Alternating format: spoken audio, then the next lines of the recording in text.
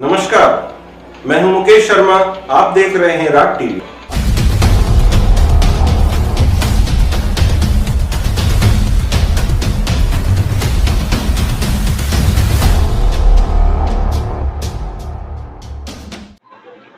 चुनावी सफर में आज हम हैं मुंडावर और मुंडावर क्षेत्र से हमारे साथ में अंजलि यादव जो कि आसपा की उम्मीदवार हैं।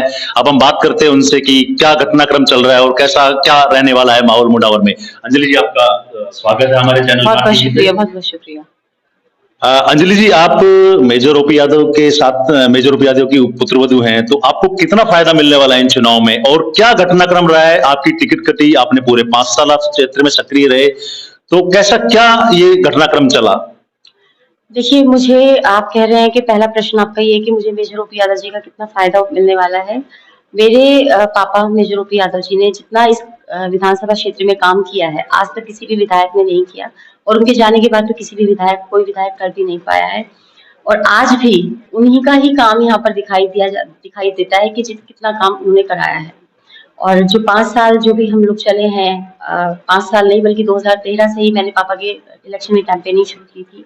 उसके बाद ही मैं काफ़ी हद तक सक्रिय थी, लेकिन फिर भी इंटरनल काम हम लोग करते थे।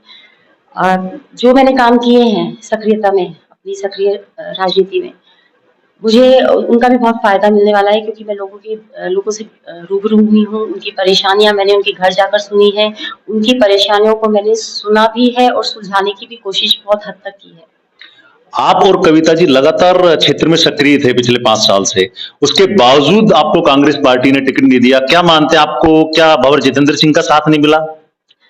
मैं ऐसा तो नहीं कहूँगी कि किसी का साथ की ज़रूरत होती है टिकट लेने के लिए, क्योंकि 2013 में जब मेरे फादर इन लॉ इलेक्शन हार गए थे और 2014 में वो एक्सपायर हो गए थे, उसके बाद मेरी मदर इन लॉ ने इस विधानसभा क्षेत्र में कमान संभाली कांग्रेस की। कांग्रेस बिल्कुल आप समझिए कि खत्म हो चुकी थी, मोदी वेव थी।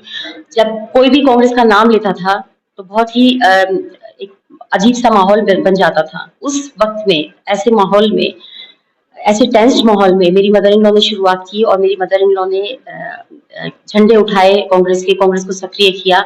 और जो लोग आज टिकट के दावेदारी कर रहे हैं या दावेदार बन चुके हैं, वो लोग खुद मेरी मदर इन लॉ के पीछे पीछे चले थे। तो मेरी मदर इन लॉ को 2018 में टिकट मिलनी चाहिए थी, जो कि नहीं मिली। उसके बाद उनसे वादे किए गए कि उन्हें हम कोई अच्छी पोस्ट दी जाएगी या उन्हें दोबारा से मौका दिया जाएगा। इस तरीके के उनसे वादे किए गए, जो मैं इतना नहीं जानती क्योंकि मैं उस वक्त वहाँ पर मौजूद नहीं थी। लेकिन उसके बाद भी इस बार भी हमें कोई टिकट नहीं मिली। टिकट मिलने से पहले तक आप सभी लोग साथ थे कांग्रेस पार्टी में, अभी टिकट मिलने के बाद आप ललित का विरोध कर रहे हैं, तो आप किसे प्रतिद्वंदी मानते हैं, ललित को या मंजीत को? मैं किसी का भी विरोध नहीं कर रही हूँ। मैं जो इलेक्शन लड़ रही हूँ, खुद को जिताने के लिए लड़ रही हूँ। मैं किसी को हराने के लिए या किसी का विरोध नहीं कर रही हूँ। अभी आप आसपास से चुनाव लड़ रही हैं, तो क्या लगता है आपको कि चुनाव किस करवट बैठेगा? आप कैसे कांग्रेस के वोट बैंक में सेंध लगा पाएंगे? मैं किसी की वोट बैंक में सेंध लगा ही नहीं रही। सबका अपना अपना वोट बैंक होता है, सबकी अपनी अपनी समझ होती है। हर कोई कैंडिडेट को वोट देना चाहता है। पार्टीज अलग चीज है। अगर किसी को लगता है कि पार्टी ने हमें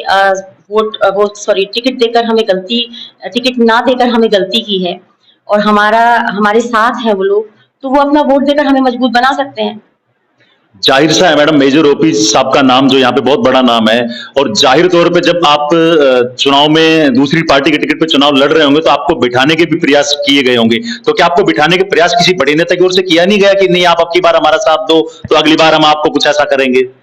मेजर ओपी यादव जी का आपने अभी कहा कि बहुत नाम है यहाँ पर, बहुत बड़ा नाम है। मैं ये आपको बताना चाहूंगी कि नाम कोई बड़ा बनाकर नहीं लाता, उसे बनाना पड़ता है। इज्जत हमेशा कमाई जाती है। मेरे जो फादर इन लॉ हैं, उन्होंने वो इज्जत कमाई है, यहाँ पर काम किया है और मैं भी यहाँ पर काम करने के लिए आई हूँ। रही बात मुझे लोग सप्रेस करने की, कुछ फोन कॉल्स तो आ रहे हैं ऑपोजिशन की तरफ से कि तो अगर उनके फोन कॉल्स आ रहे हैं तो इसका मतलब मैं कहीं ना कहीं तो अपनी जगह बना चुकी हूँ, तभी उनको डर लग रहा है।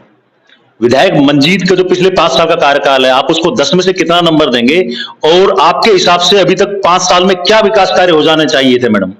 मैं उनको कोई भी नंबर नहीं देना चाहती क्योंकि उन्होंने कोई विकास कार्य किए नहीं। मैंने आपको अभी बताया कि मेजर ओपी यादव जी ने जितने काम कराए हैं, उसके बाद तो किसी ने काम ही नहीं कराए।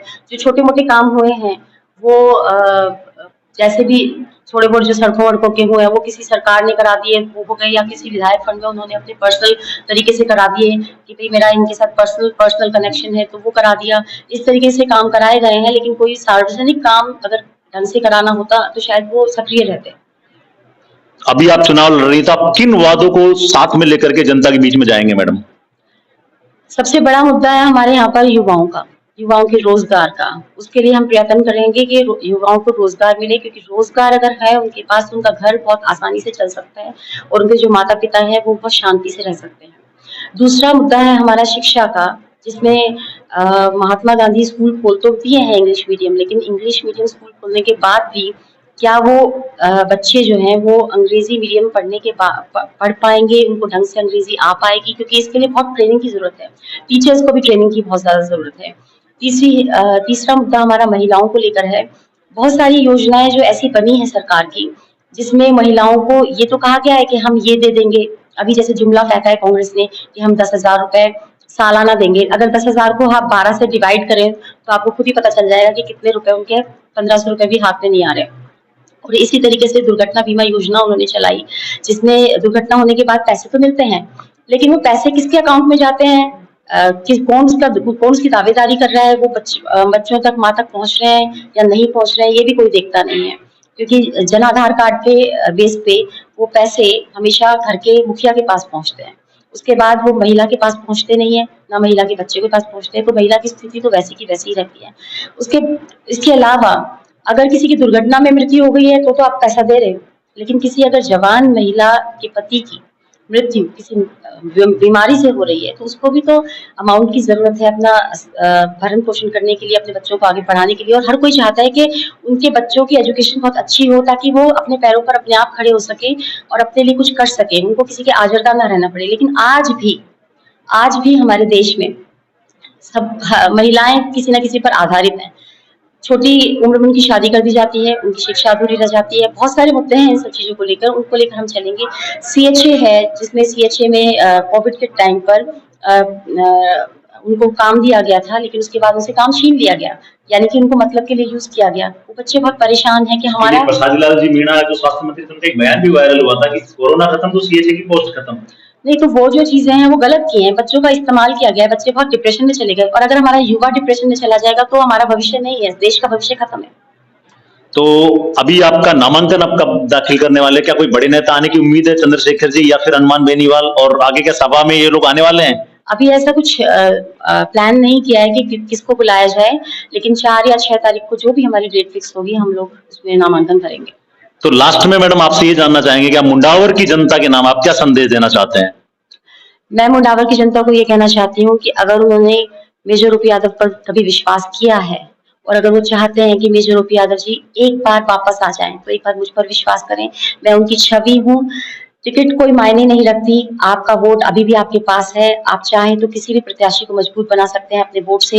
हम एक हैं, मैं आपके लिए हूँ, आप मेरे लिए हैं। हम सब मिलकर एक नया मुंडावर बनाएंगे, नए मुंडावर की रचना करेंगे। और मेरा साथ दीजिए। बहुत बहुत धन्यवाद। मैं संजय हिंदुस्तानी और आप देख रहे थे राज टीवी।